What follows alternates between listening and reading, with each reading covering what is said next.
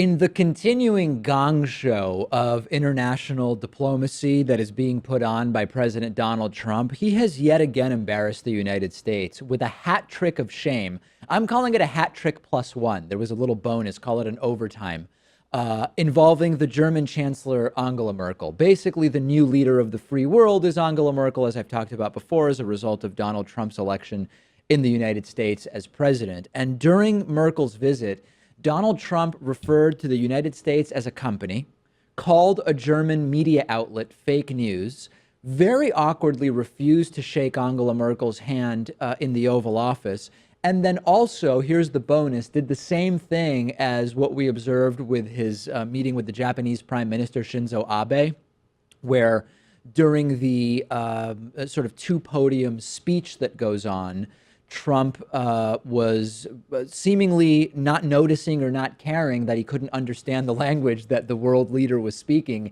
And only after a time did Donald Trump opt to put in his earpiece to pretend like he cared even 1% what his fellow world leader was saying. But let's work up to that, okay? It might be a little too much cringe to dive right into the handshake debacle and the German debacle right away. So let's start with calling the United States a company. This is the most minor of the gaffes. Here it is.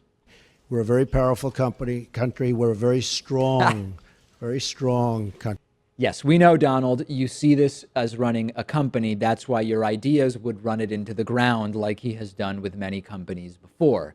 Then a German reporter asked Donald Trump about his misuse of the term fake news and about wiretapping. Trump responds directly by saying that her question or her premise or her media outlet or whatever, it's an example of fake news. Cue Donald.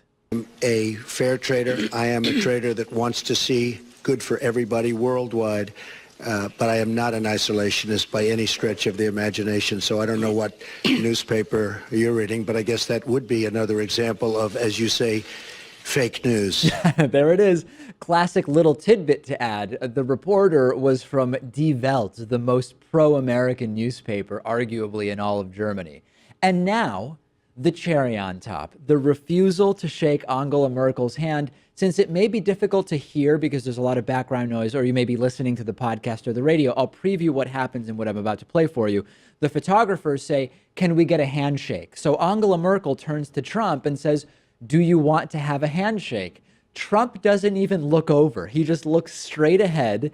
And watch Angela Merkel's face, if you're watching with us, where she just projects the just total confusion, which is obviously what many people in the room were feeling. Let's take a look.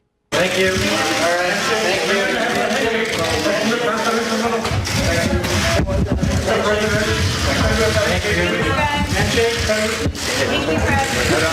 Thank you.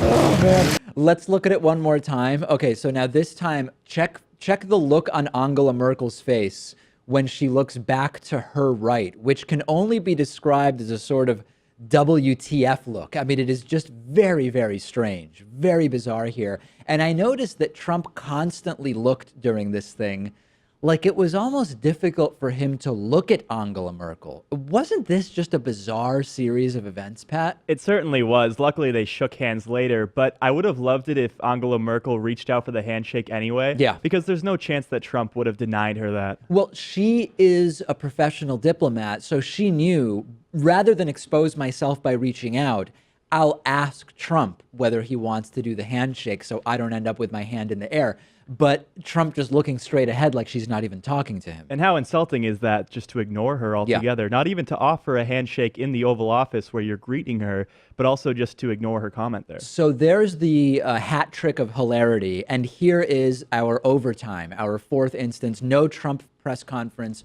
with a foreign leader is complete until Donald Trump pretends to be understanding the foreign language that the diplomat is speaking. I'm going to play a little video for you here. You will hear Angela Merkel start to talk in German.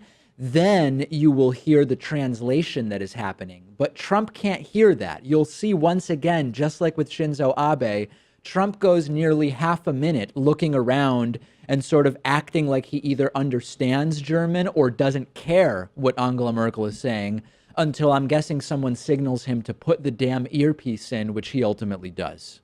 Wenn wir über When we speak about trade agreements, then the European Union is negotiating those agreements for all of the member states of the European Union. But obviously, there's also input by the member states. They bring to the table what's important to them. We have underlined as German industry, German business community, and have made the experience that any kind of agreement that we have concluded, for example, at the very latest with South Korea, brought us more jobs, actually. People were very much concerned about this losing. guy's just the best. He thought it was a higher priority. At one point, he adjusts his suit jacket. He thought that was more of a high priority than figuring out why he can't understand what Angela Merkel is saying. I guess we're not going to give him the benefit of the doubt that maybe he understands some German. No, I don't think that he has earned that benefit of the doubt.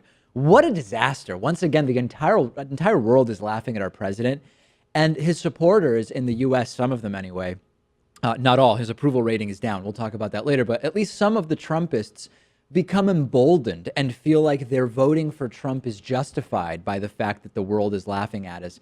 How could these incidents get worse? I mean, it's close to as bad as it could get. He could have conflated the issue where Angela Merkel was wiretapped by Obama with the controversy going on with him. Yeah, right. Of course, back in 2010, the NSA, during President Obama's presidency, was surveilling Angela Merkel's communications. There was evidence for that. We know that to have been true.